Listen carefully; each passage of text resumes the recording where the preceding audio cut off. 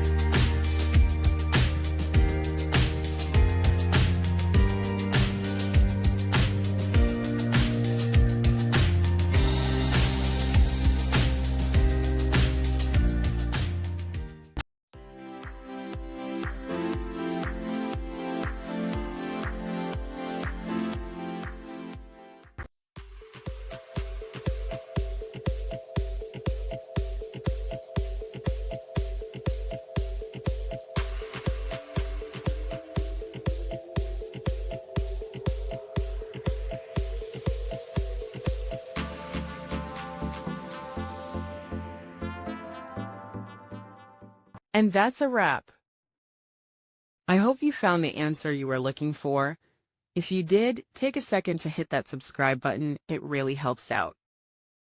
And let me know in the comments which solution worked best for you. See you next time in the debug zone.